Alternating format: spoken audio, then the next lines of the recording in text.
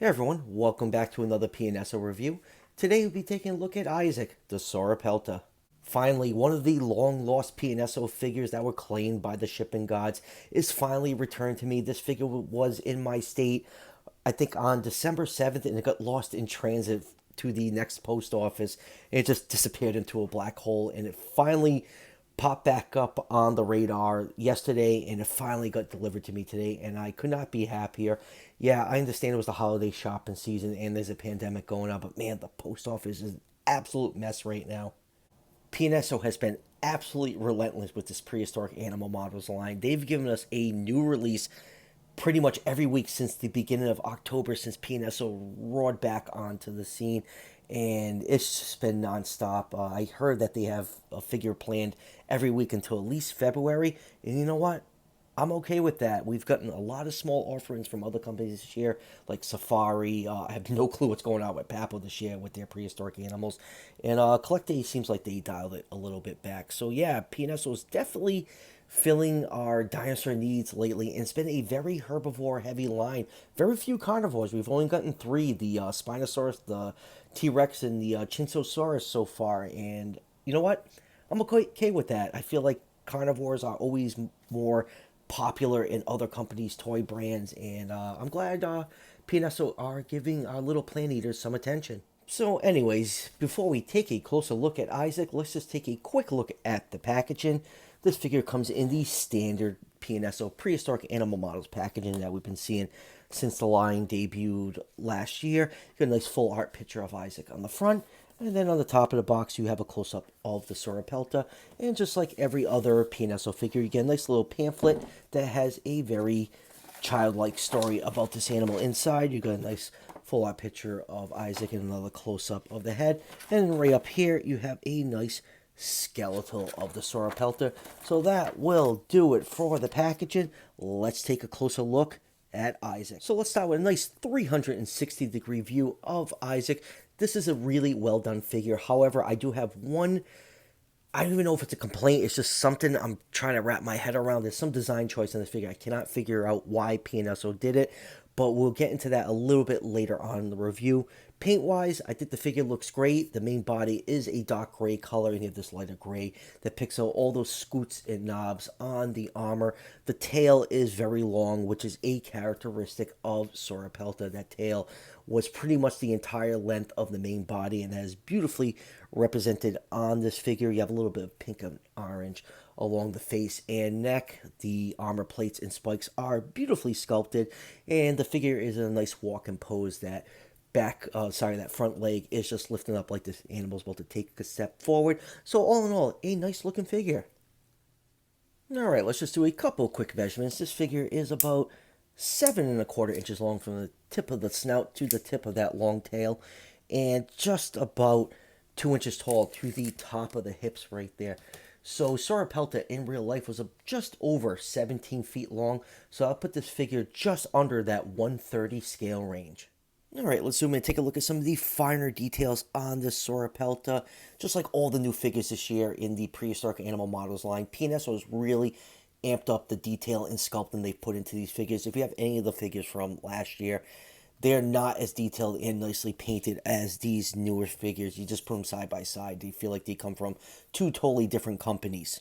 So let's start out looking at that gorgeous looking head sculpt. The eye is painted in black. You can clearly see the nostril and the ear canal sculpted in there. You got a little bit of orange and pink paint along the side of the face, and that goes underneath the throat. And then underneath the belly, you have some nice light coloration with some more of that pink and orange along the flanks. Then going down to these spikes along the neck and shoulders, this is where I have a slight problem with this figure.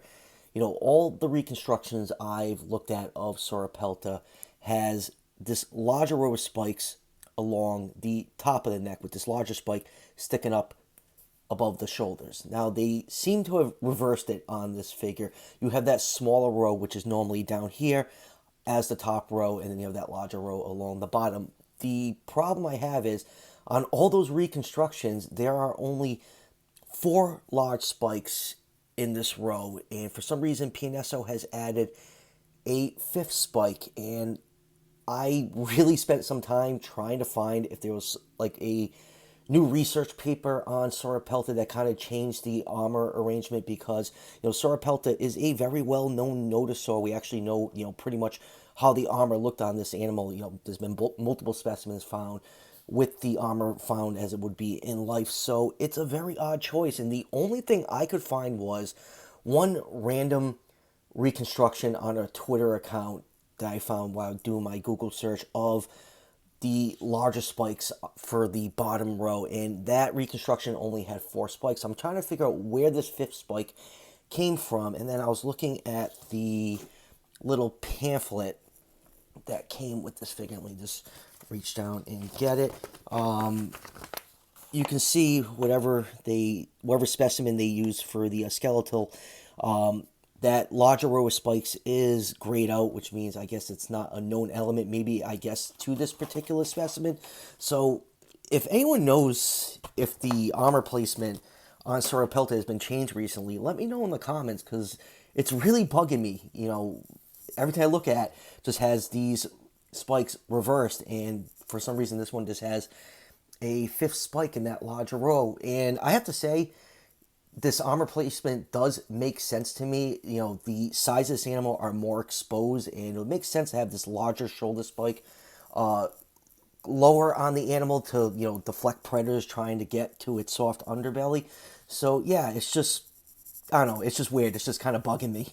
So hopefully one of you can shed some light onto why PNSO decided to go with this placement of those spikes on this figure. But other than that, I think the figure looks great.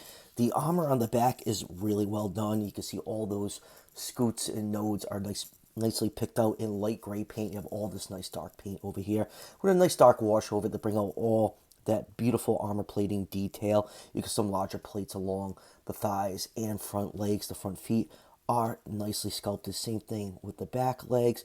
And then the tail, you can see, is really long and thin, as it should be on Sauropelta. And all these spikes along the side are decked out in a tan color. And all in all, the figure is really well done. I do quite like this figure. Like I said, just the placement of these spikes and that mysterious 5th spike in that larger spike row was just really bugging the crap out of me for some reason. I noticed it right after I ordered this figure, and I was looking at the promotional pictures, and it just kind of stuck out with me. It's a very different take on the reconstruction of this animal. I mean, if you look at Google Sauropelta, and you see the armor placement with these reversed down here in this larger row on the top. That's all you see, except for this one image I can dig up on Twitter. So yeah, other than that, I think it's a fantastic looking figure. You can even see a little bit of a cloaca slit sculpted in there, and just the scale detail and paintwork on this figure is really nice for a $17 figure. This is absolutely fantastic looking. All right, let's move on with comparisons. First up is the Safari Limited Sauropelta, and this is an excellent figure. This has remained one of my favorite Safari figures that they've put out in a long time, and you can see with these two figures what I'm talking about with the placement of the spikes. You got the 4 large spikes right here on the top with that large shoulder spike pointing upwards, and you can see those 3 smaller ones right here, and how PNSO reversed it and just added that 5th spike. So both these figures are both really well done. I think the paintwork is definitely better on the PNSO, but like I said, this Safari one has always had a special place in my heart. I think it's one of their best looking figures that they have put out. So until I get some clarity as to why PNSO chose to change that spike arrangement, the Safari one is the more accurate in my eye due to the research I did trying to do this review. But if you need a Sauropelta figure, you can't go wrong with the PNSO one either. They're both pretty much the same size. And next up are some more Nodosaurs from other companies. Here is the Toyway Polacanthus from Walking with Dinosaurs, and here is the Collectae Gastonia. And next up, let me just move these guys around, is the PNSO Borreliopelta. Now, Borreliopelta I think is just about a foot longer than Sauropelta, but it's much more bulkier of a figure compared to this Sauropelta. But I think they do scale pretty well with each other, so it's nice to see a nice little collection of these armored dinosaurs all together. And next up is one of the original prehistoric animal models. Here it is with PNSO's Ankylosaurus, and I think these two figures scale really well with each other. Ankylosaurus is one of the largest armored dinosaur, and I think these two figures just look really nice next to each other. And here it is with the Papo Acrocanthosaurus, since both these species were found in the same formation. I'd love to see PNSO's take of Acrocanthosaurus. It's one of my favorite theropod dinosaurs. And lastly, here it is with most of the figures PNSO has released since the beginning of October, and what a beautiful sight this is. Let's just take a moment and just soak this in. Some companies this year, due to the pandemic and stuff, are giving us really small offerings. Like Safari only has 3 figures in their main line, like 2 fantasy figures. Collect 8 did a decent assortment, and no one has any clue if Papo is doing any dinosaurs this year. So yeah, PNSO is definitely scratching our dinosaur collecting itch the way they're releasing figures. And if they keep up this pace, man, they are going to take a lot of business away from other companies, because these figures are absolutely beautiful. And if you'll notice, I got the long lost Corythosaurus that's been traveling the world for a couple months now. Well, technically it's not that one. I got sick of waiting for it, got my money back, and ordered another one off Prime, and it came here in 3 days. That other one is still doing its laps around the world. Maybe I'll get it one day. But yeah, this is just an awesome looking sight, and I could not be happier with PNSO. So great job this year, and pray for our wallets. So final thoughts on this figure. I think it's a beautifully sculpted figure. The paintwork is good on it.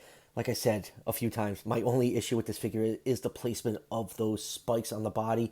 I really have no reason why PNSO did that, so until I get a clear reason, the Safari one is the more accurate one in my eyes. And like I said, if anyone knows why it's like this, please let me know in the comments. You guys are really resourceful.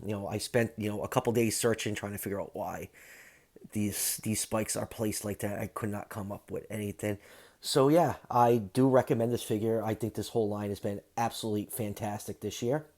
This is the last PNSO figure I ordered off Amazon, because like I said, I have a lot of problems getting these figures in from Amazon. I've had no problems getting these figures in from Dan's Dinosaur or AliExpress, so I'll leave a link in the description to Dan's Dinosaur if you want to pick up this PNSO figure. He's going to be my go-to from now on for PNSO, because I've never had a problem with him. This figure retails for about $17 to $20 something, and I think it is worth that price, especially for the amount of detail and paint work on it. So that would do it for the review. I'll definitely be knocking out the review of this Corythosaurus this week. It's one of the figures I've been most looking forward to from PNSO. I'm going to wait for a few more figures to come in from them before I actually do my top 10 figures of 2020 list. So be on the lookout for that. So as always, if you're enjoying the content on this channel, show your support by hitting that subscription button just below the video. Each subscription helps out the channel tremendously, and it's greatly appreciated. And I'll see you guys for the next one.